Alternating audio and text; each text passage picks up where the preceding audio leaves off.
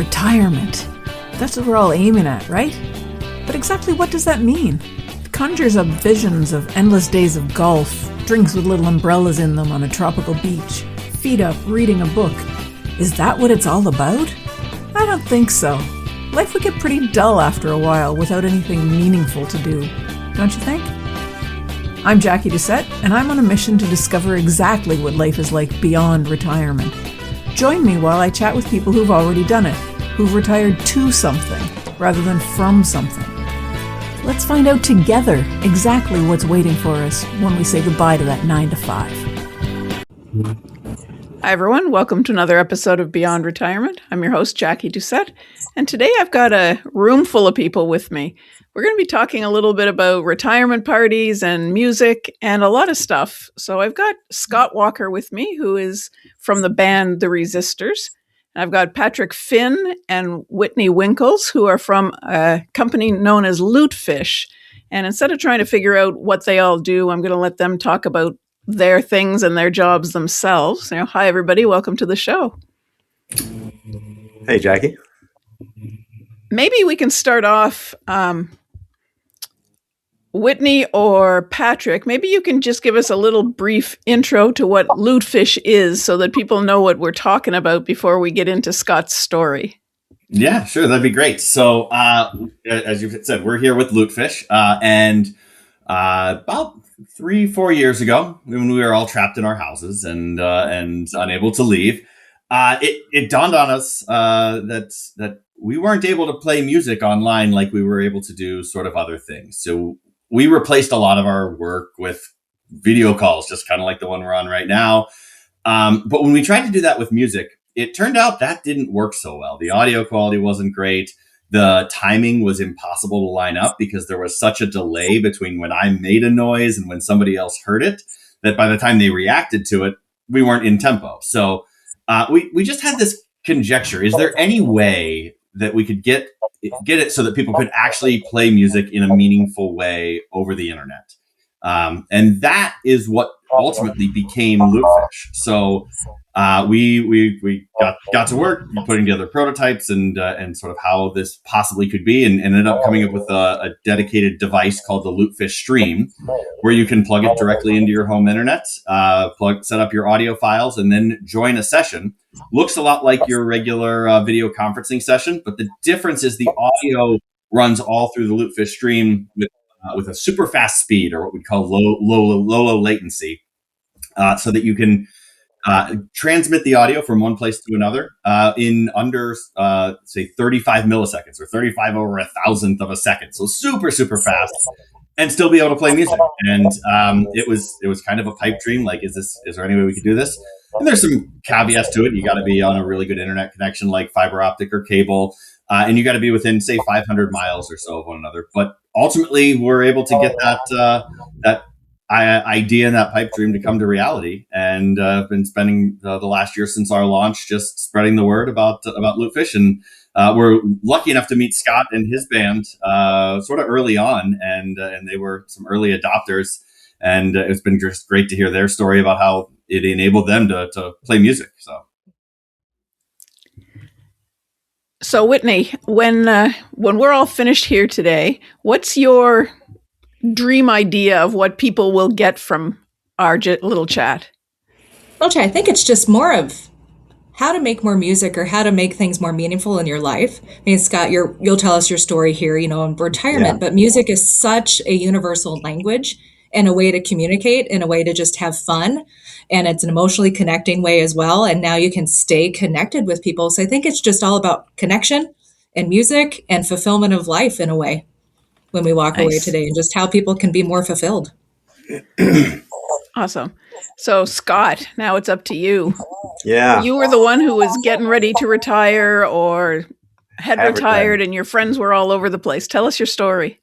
Well, it's interesting hearing Patrick tell his story, because I was leading the parallel life on the receiving end of his pipe dream. I think I was the client he was dreaming up. I'm his prime demographic, right?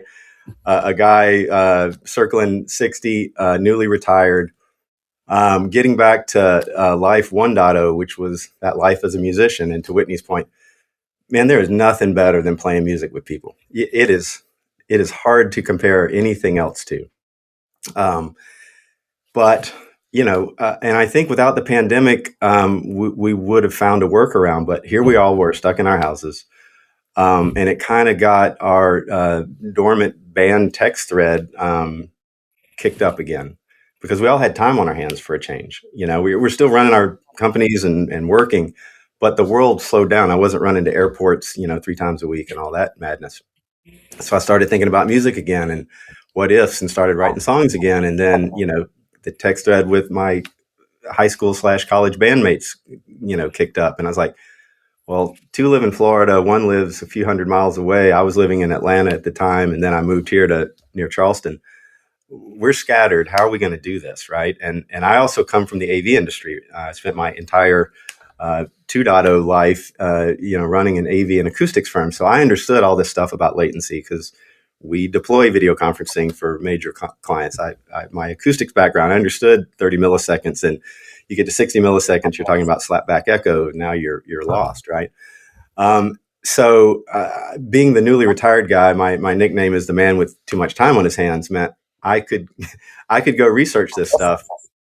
And my oldest son actually works for QSC, an audio company, and I was looking up something about what they were introducing at NAMM. And I stumbled on Lutefish, and they were just launching the Lutefish, solution at NAMM a couple of years ago. And I read every single thing on your website, every word, by the way. Good job. And because I wanted to pick the right platform, because we're going to buy, 5 of these things and deploy them all over America. And I wanted it to work, because I didn't want to try and fail. Meanwhile, I was retiring, and my VP of marketing, God bless her, is one of my best friends in the world. She's worked for me for 20 years. She just absolutely would not let me not have a retirement party. And I was like, Julie, I'm just going to peace out. No one will know I'm here. Irish exit. I'm very good at this. She's like, no, funerals are for the living. I'm sorry, you're going to do this. And so, and I'm like, I'm going to have friends flying in from California and Oregon and New York and DC. I don't want them to fly in. We go to Ramada Inn and we have a bad chicken dinner, and they have to give a toast to me. It's just horrible. It's a waste of time, right? So my thought was to do the exact opposite and have an absolute, potentially spectacular train wreck of an evening, but it'll be something you'll remember forever. I'm going to perform, which I haven't done in 30 years, with my college band, which we haven't done in 38 years. How about that? And so an idea was born, but it's too time consuming and expensive to ask the other guys to fly to my house once a month to rehearse. But you got to rehearse. We haven't done this in 30 years, and Lutefish was the only solution, right? It really was. And it worked. I bought 2 of them. We did a test with me and our keyboard player who only lives a few hundred miles away, and it worked. So we bought the rest of them. And we could rehearse once a week, and we just do 1 song a week, just keep it very, 1 hour, boom, in, out. And that's great, because it's hyper efficient, it's super fun, and it works. And we could actually, stand and deliver, because it's one thing to sit in the car and sing. Everybody can do it there. It's one thing to sit in a chair with infinite takes, and that's easy. Stand and sing and play all at the same time and sync with other people. That's what you practice for, right? And anyway, it was a great solution. The party went fantastically well. There are 9 levels of hell worse it could have been. Of course, as the performer, I'm like, oh, I want that guitar solo back, but it was great. And I really thank these guys for having a solution. And we use it every week to this day. And we're learning more songs and getting ready to go out and play more. So it's fantastic. So when you first started this, like you said, you wanted to make sure that it was a solution that was going to work, because you didn't want to, try and fail, do a lot of things. Did you get some pushback from your bandmates at the start? Well, because we have all lived on Zoom and Teams and WebEx calls, we know, and we're all musicians, we kind of understand that latency. It's fine enough for communication like this, but it's absolutely not fine for playing music. In fact, in my day job for 35 years at MIT, we helped set up their initial distance learning network, and they were trying to teach music classes between Cambridge and Singapore. And you can, but not in real time. You can't play together, right? And this was with, crazy high bandwidth that MIT had. So I've understood this a long time. And I was like, guys, they're claiming 30 milliseconds. That's the golden number. Let's see. And, and Patrick, you can tell me, but it seems to be getting better and better. Every time we rehearse, it's like tighter and tighter. We were doing some songs last week, a Tom Petty song, Don't Do Me Like That, and a Cars song, Just What I Needed. And they all have these stabs in it, and we were right on those stabs. I'm like, that is amazing that we could pull that off. So, I'm the man with too much time. So I did my due diligence. I looked at all the competitors. I looked at every comment that everybody had put, and people were pretty positive on this one, and it's worked for us. And what did it do in terms of bringing your friendship together? There's going to be a lot of people here who are listening who might be musicians and might understand that part, but I think what they're really going to wonder is about how it brought you guys together. I think there's a saying, something like, you can't make new old friends, or something like that. It's like, we are friends since 17, 18 years old. It's very hard to replicate it. You can make new friends, other 60-year-olds, cool. You got to do that too. But there is just something about tapping into that reservoir of people who knew you when you were still forming who you were. And I think in the lead up to the retirement party, we only got together for 2 long weekends of in-person practice. And there's a lot of time there spent, just kind of chit-chatting and hanging out. And sometimes to the detriment of, we need to get back to practicing because y'all are getting on a plane Sunday. But doing it weekly, what happens is you kind of get into a cadence. Like, I remember who this guy is. That's because you have the frequency, right? It's not just one and done. It's every week, right? So now you get to know their lives a little bit. What's going on in their personal life, their kids, their marriages, whatever. And that's helpful because the frequency means you're not having to play catch up all the time. Like, oh, okay, we got to clear all the debris out and then we can have a real and the way we do it's great. We just kind of get on, and 5 minutes in, we're making music, right? And then we'll take a break and somebody will say, oh, I had sick dog this week or whatever. And, but it's not like you have to waste a lot of time because, literally we just hit join and boom, we're in the session. There is no 30-minute handshake. We're making music and it's great just to jump right in. So, Scott, if I may ask a question, I haven't heard yet, and just selfishly, I'd love to. Can you tell us the story of how the band got together and what you guys played and what that era was like? Yeah, absolutely. And we talk about this, the kind of just sheer coincidence, dumb luck, accident. I even talked about it at the show. So I grew up in Columbia, South Carolina, and pretty small town. Not a lot of rock bands in high schools at that time. I think there was one other band. And of course, there's 10 guitar players for every, say, keyboard player, right? So I found out there was this guy named Wes who had a Juno 7 keyboard and, was a cool dude. He was my age and he just went to a different high school. And Wes to this day is the only keyboard player I ever played with, because how often, do you just run into one at age 16 or 17? And so Wes and I played in a band in high school, and then we both ended up at Clemson, which is great. And I thought we would room together, but Wes got in the honors college and I did not. Dummy. And the guy who was his roommate, Kyle, is our saxophone player. Just random luck of the draw. Kyle got to room with Wes, and Kyle played in the marching band and played saxophone. Well, how often do you run into a saxophone player, right? And in the 80s, there was a lot of songs by a lot of bands, Men at Work and NXS, that had saxophone in it. Mm-hmm. This is awesome. We can do a whole bunch of stuff that we wouldn't be able to do otherwise. With respect to our bass player, guitar player, backup singer, keyboardist, multi-instrumentalist, Tim LeMaster, I got assigned to the world's crappiest dorm, pardon my French. So did Tim, and he was about 4 doors down from me.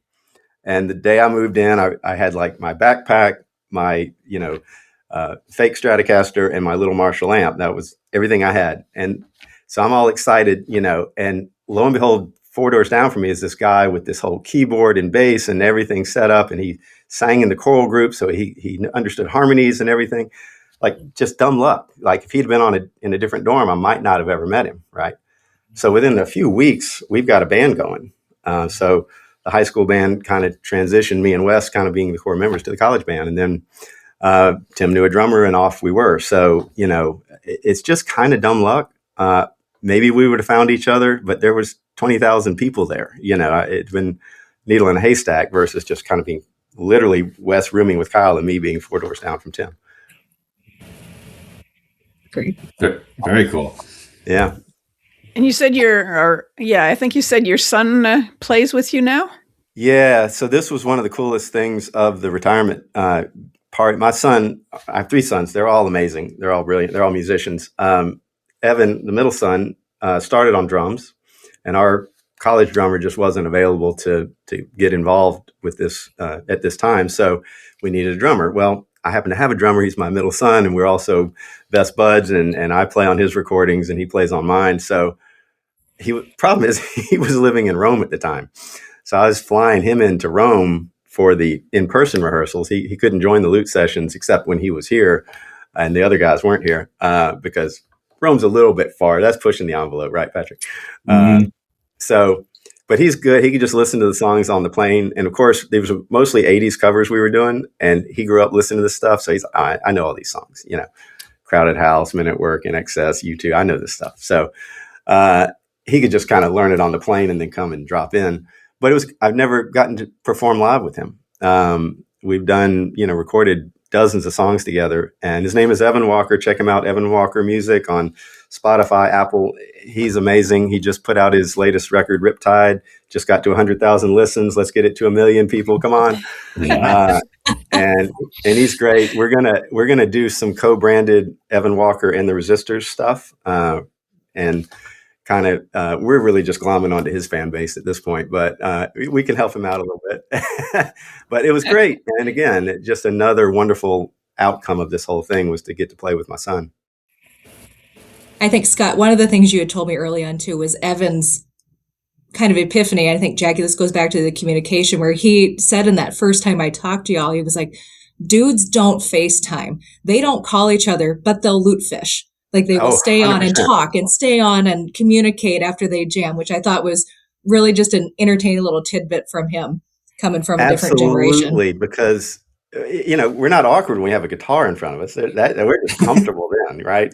But if I'm just FaceTiming the guys, I'm like, what do I do with my hands and all that stuff. So yeah, we'll talk on the phone. It's like, cool, bye. Okay. But lute fishing, yeah, we'll go as long as we need to. There you go. So if I understand right, Lutefish is only Canada, US right now. Is that? Yeah. We launched our initial launch, as Scott said, at NAMM last year in 2025. And we launched with the initial North America focus. We are looking at sort of expanding globally. As Scott alluded to, going from South Carolina to Rome is probably a little bit too much. One of the interesting things that we learned throughout this process is we can control a lot about how long it takes for things to get from point A to point B. But when you put it all together, point A to point B, we actually only control what happens here and what happens here. And we can guide a little bit to route it in as efficiently way as possible. But in the end, we're sort of reliant on the internet itself, the Verizons, the Comcast, the Spectrum, the AT&Ts of the world. And so they handle that middle portion. And we're really taking advantage of those really good internet connections. So that's where about that 500-mile radius is what you can expect to have a decent experience. I always say that number is a really useful estimate and totally made up. Because it depends what the wires are that connect here to there. And if you're and we push that boundary every week with our guy on the panhandle of Florida. He's about 532 miles. So yes. Yeah, exactly.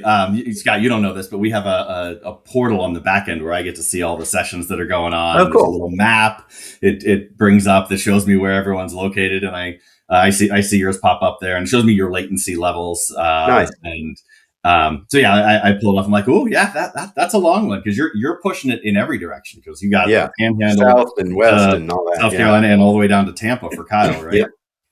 There you go. Yeah, so you're definitely in that full 500-mile radius plus. Yeah.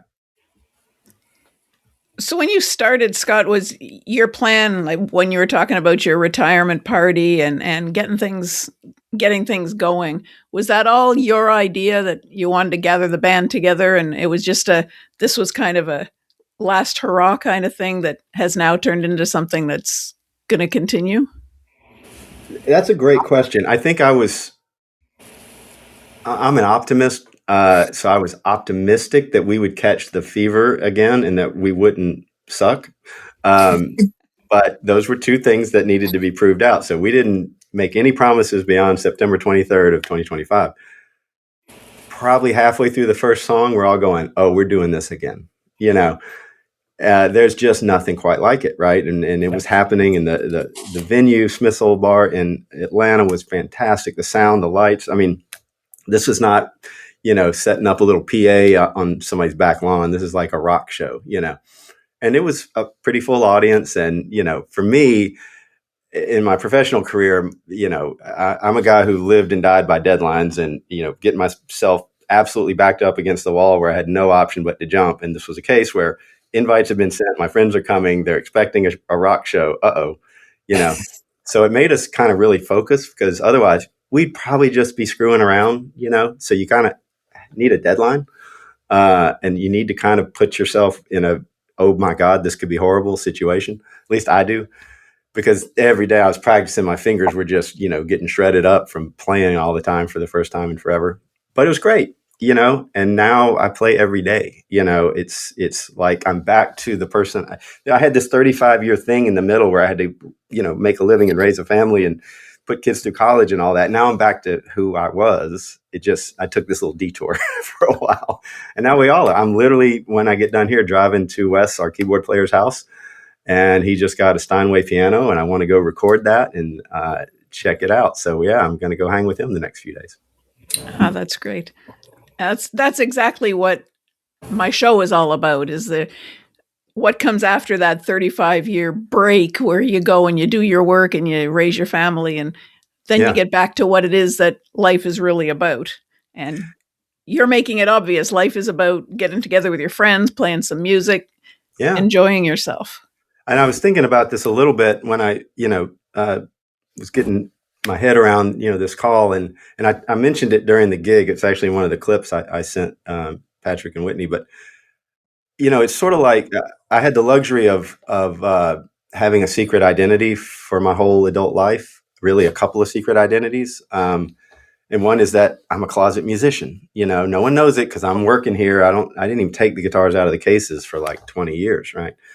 Another is I'm a writer, but I didn't talk about that during my day job because that has no business when I'm trying to run a business with 200 employees that care about getting their kids through school, right?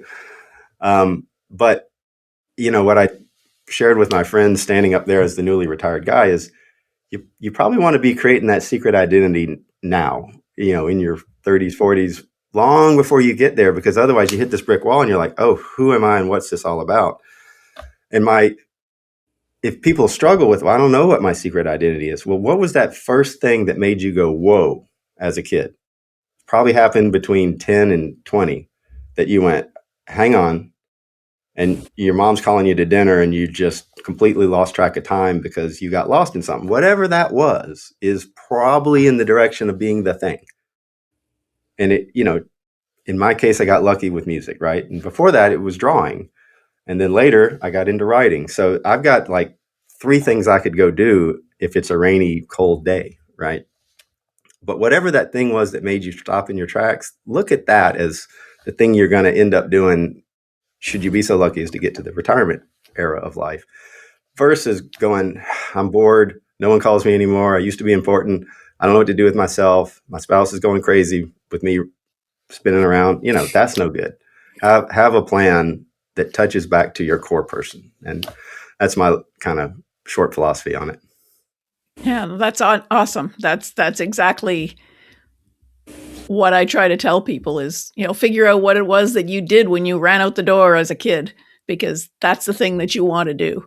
Yeah, 100%. Yeah. Awesome. So what can people take away from this today, other than that philosophy that you just gave us, Scott?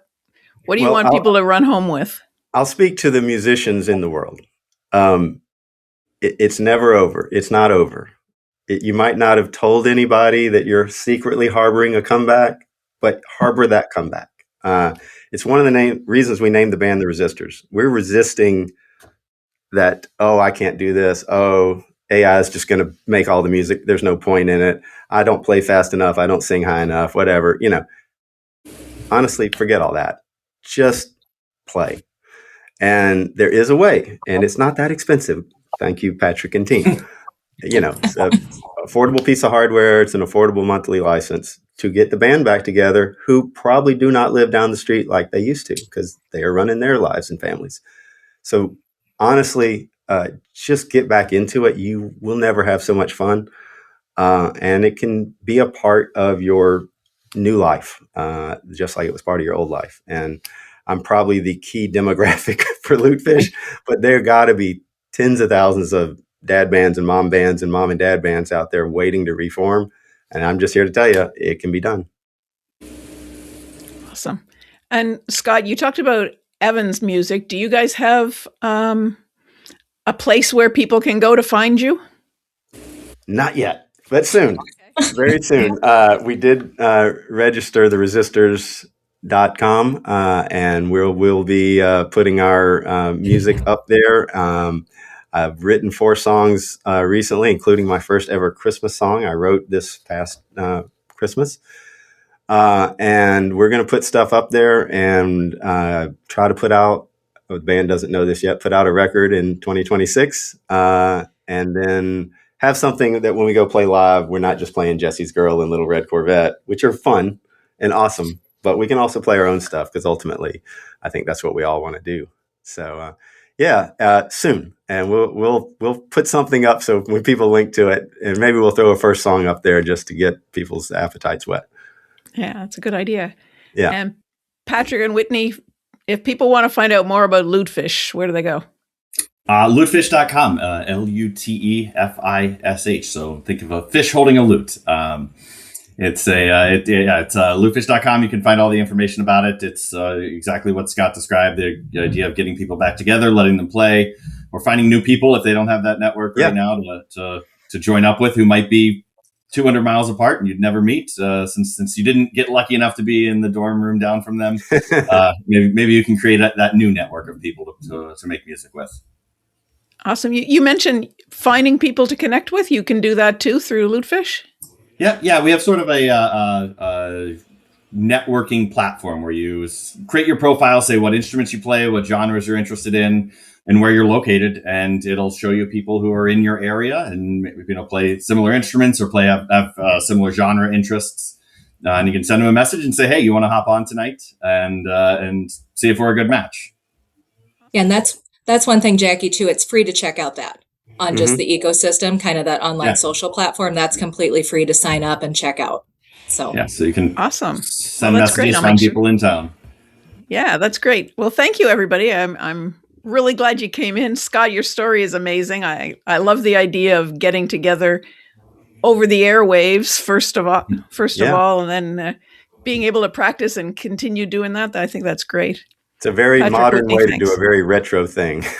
It is. Yeah. It's kind of cool. Yeah. Thank you all. Thank you. Yeah. Thanks for having us. And that's it for this episode of Beyond Retirement. Thank you so much for hanging out with me. I hope you enjoyed it. Are you ready to start rocking your retirement? Head on over to www.beyondretirement.ca/rocking it and sign up to plan out your own roadmap for retirement. Don't wait till it's too late.